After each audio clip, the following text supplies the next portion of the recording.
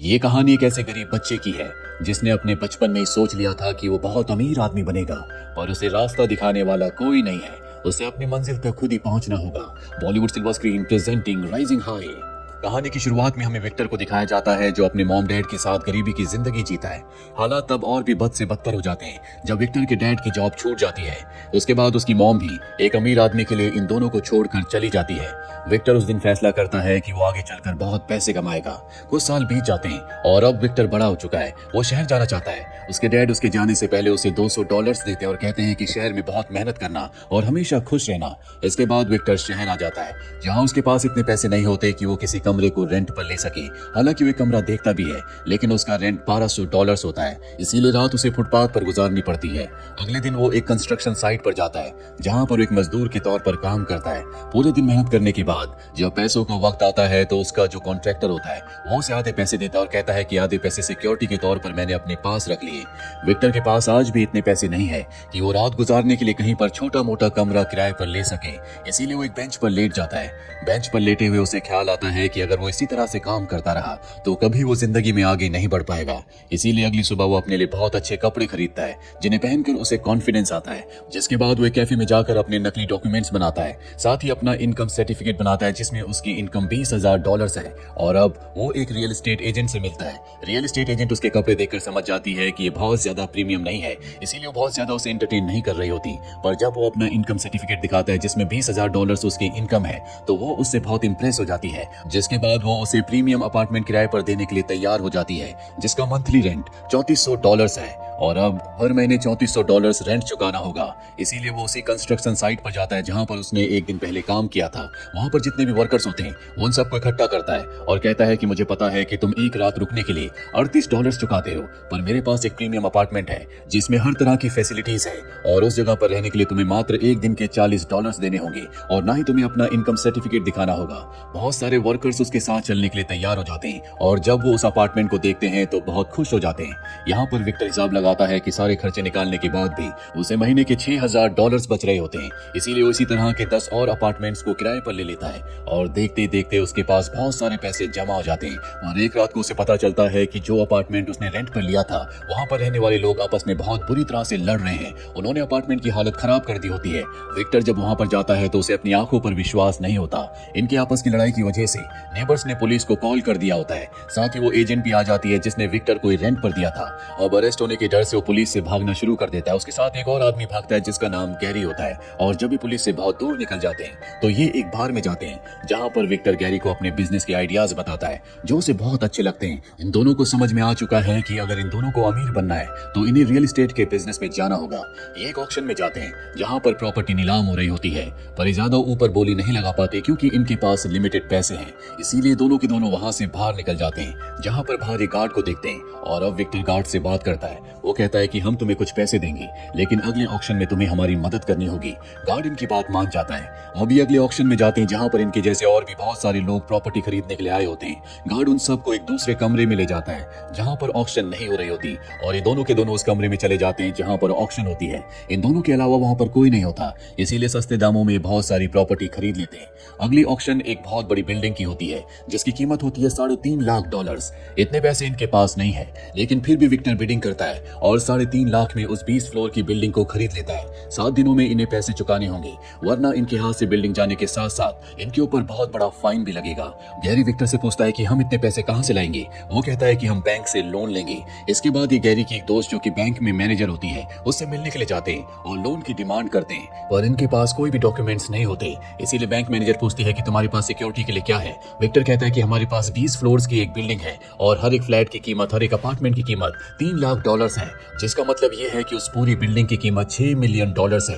हालांकि ये सच नहीं होता, उन फ्लैट्स की, उन अपार्टमेंट्स की इतनी कीमत नहीं होती। बैंक मैनेजर जिसका नाम निकोल है वो इनकी बातों में आ जाती है। उसे लगता है कि अगर उसने इतना बड़ा लोन पास किया तो उसे भी प्रमोशन मिलेगा, इसीलिए वो इन्हें लोन दिलवा देती है। इसके बाद विक्टर गैरी के एक दोस्त की मदद से कुछ ऐसे लोगों के नंबर्स निकलवाता है जिन्हें प्रॉपर्टी में इन्वेस्ट करना होता है या जिन लोगों को प्रॉपर्टी खरीदनी है। इसीलिए उन सब क्लाइंट्स को अपनी प्रॉपर्टी पर बुलाते हैं, लेकिन उससे पहले ये खुद उस प्रॉपर्टी को देखने जाते हैं। जब ये अंदर जाते हैं तो इन्हें पता चलता है कि बिल्डिंग की हालत बहुत ज्यादा खराब है। अगर ये किसी क्लाइंट को इस बिल्डिंग को दिखाएंगे तो वो कभी यहाँ पर पैसों को इन्वेस्ट नहीं करेंगे। कल यहाँ पर सभी क्लाइंट्स को आना होता है, इसीलिए दोनों के दोनों अपने एक तीसरे साथी के साथ मिलकर खुद ही एक पूरे के पूरे अपार्टमेंट को पेंट करते हैं। पूरी रात काम करने के बाद इनका काम खत्म हो जाता है। अगली सुबह यहाँ पर सभी क्लाइंट्स आ जाते हैं। ये बहुत जोश के साथ अपने फ्लैट को, अपने अपार्टमेंट बिल्डिंग को उन लोगों के सामने प्रेजेंट करते हैं। सब लोगों को इनका उत्साह देखकर इन पर विश्वास हो जाता है, इसीलिए सब के सब डॉक्यूमेंट्स पर साइन कर देते हैं। यहाँ पर एक बूढ़ा आदमी भी होता है जो कहता है कि मैं इस अपार्टमेंट को खरीदने के लिए अपनी जिंदगी भर की कमाई लगा रहा हूँ। मैं अपने ग्रैंडसन को एक गिफ्ट देना चाहता हूँ। विक्टर कहता है कि आप चिंता मत करो, हम आपके साथ कोई भी स्कैम नहीं करेंगे। इनके सभी अपार्टमेंट्स बिक जाते हैं। इस तरह से बहुत अच्छा पैसा कमाते हैं। साथ ही जो लोन इन्होंने बैंक से लिया था उस लोन को भी चुका देते हैं, जिससे निकोल को भी प्रमोशन मिल जाता है। हालांकि विक्टर को और गैरी को पता है कि इन्होंने लोगों के साथ धोखा किया है, जिसके लिए इनके दिल में शुरू में गिल्ट भी आता है। पर पैसों की चकाचौंध में विक्टर सब कुछ भूल जाता है। साथ ही अब वो निकोल को डेट भी करता है, जिसके बाद ये दोनों के दोनों शादी कर लेते हैं। पर अब भी विक्टर की भूख नहीं मिटी, उसे बहुत अमीर बनना है। इसीलिए वो अपनी एक कंपनी शुरू करता है जो कि रियल एस्टेट की कंपनी है। इसके लिए वो एक बार फिर से निकोल की मदद से बैंक से लोन लेता है और अब वो एक बिलियनियर बन चुका है, जो कि उसका बचपन का सपना है। जैसा उसने सोचा था वैसा उसने कर दिया। अपने लिए रहने के लिए बहुत बड़ा घर खरीदता है, अपने पिता को एक लग्जूरियस गाड़ी देता है और इसके बाद वो एक बहुत महंगा नेकलेस लेकर अपनी मॉम के पास जाता है। उन्हें नीचा दिखाना चाहता है। वो कहता है कि आपने मुझे और मेरे डैड को पैसों के लिए छोड़ दिया था। उसकी मॉम ये सुनकर हैरान हो जाती है। वो कहती है कि तुम्हें शायद कोई गलतफहमी हुई है। मैंने कभी तुम्हें और तुम्हारे डैड को पैसों के लिए नहीं छोड़ा, बल्कि इस इंसान से जिससे मैंने शादी की, मुझे उससे सच में प्यार हो गया था। वो उसके नेकलेस को भी एक्सेप्ट नहीं करती।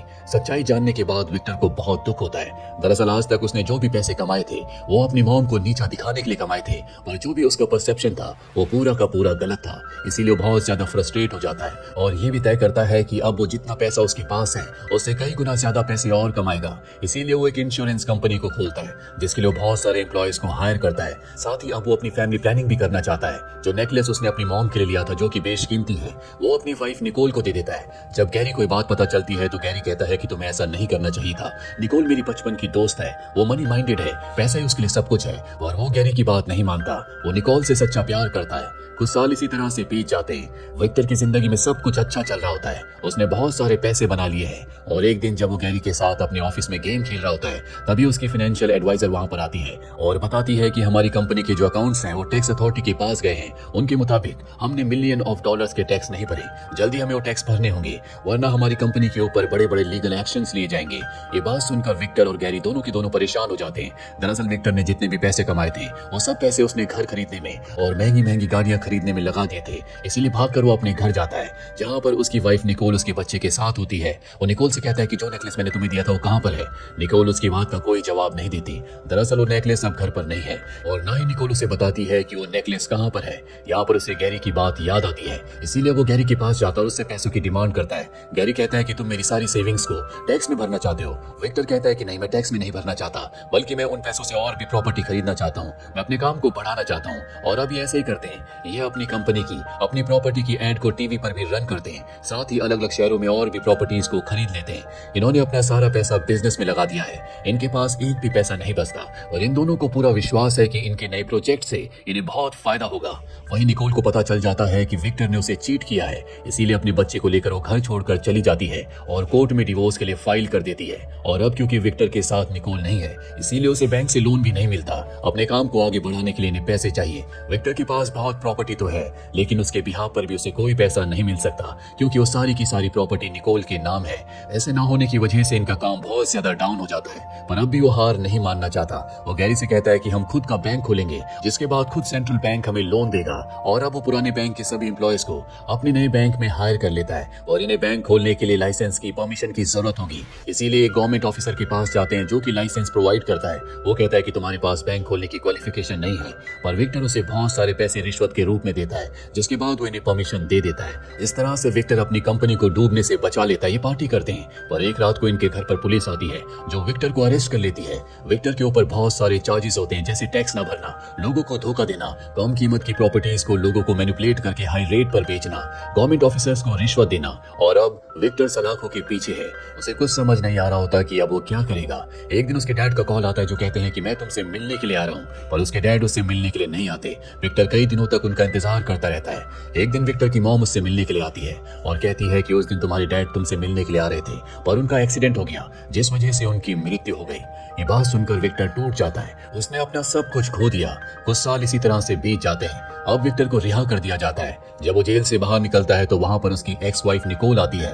दरअसल उसे विक्टर से कोई लेना देना नहीं है, पर वो अपनी बेटी को उसके पिता से मिलवाने के लिए लाई होती है। इसके बाद विक्टर एक छोटे से अपार्टमेंट को किराए पर ले लेता है, जहां गैरी उसके लिए एक लेटर भेजता है जिस पर लिखा होता है, मुझे यकीन है कि तुम अब भी एक शेर हो, तुम्हारे अंदर एक शेर का दिल धड़कता है। विक्टर कई घंटों तक लेटे लेटे सोचता रहता है कि गैरी ने ऐसा क्यों लिखा। तभी उसे याद आता है कि एक बार गैरी ने उसे शेर का स्टैचू गिफ्ट किया था जो अब भी उसके पुराने घर पर है, जिसे गवर्नमेंट ने सील कर दिया है। रात के अंधेरे में वो उस घर के अंदर जाता है जहां पर उस शेर के स्टैचू को हैमर से तोड़ता है, और जब उसे तोड़ता है तो उसके अंदर वही नेकलेस होता है जो उसने कभी अपनी मॉम के लिए खरीदा था और बाद में निकोल को गिफ्ट कर दिया था। इस नेकलेस की कीमत बहुत ज्यादा होती है। ये बेशकीमती नेकलेस है। दरअसल ये निकोल के पास नहीं था, गैरी ने उसे चुरा लिया था और शेर के स्टैचू के अंदर डालकर उसे गिफ्ट कर दिया था। दरअसल गैरी को पता था कि कभी भी अगर विक्टर के ऊपर बुरा वक्त आएगा तो निकोल उसका साथ नहीं देगी। वो मनी माइंडेड है और अब उसके पास वो महंगा वो बेशकीमती नेकलेस है। अगली सुबह में विक्टर को दिखाया जाता है जो उसी नेकलेस को लेकर अपनी जिंदगी के शुरुआती दिनों की तरह चल रहा होता है। तभी वो देखता है कि सामने सड़क पर वही बूढ़ा आदमी है जिसे उसने $3 लाख में वो अपार्टमेंट बेचा था, जो कि उसने अपने ग्रैंड सन के लिए खरीदा था। वो उसे देखकर कुछ पल के लिए सोचता है। तभी उसके पास एक लड़की आती है जो उससे पूछती है कि ऑक्शन कहाँ पर हो रहा है। वो भी उसके साथ चला जाता है। इसका मतलब ये है कि एक बार फिर से वो अपनी पुरानी जिंदगी जिएगा जिस तरह से पहले उसने कामयाबी हासिल की थी। एक बार फिर से वो उसी तरह से कामयाब बनेगा।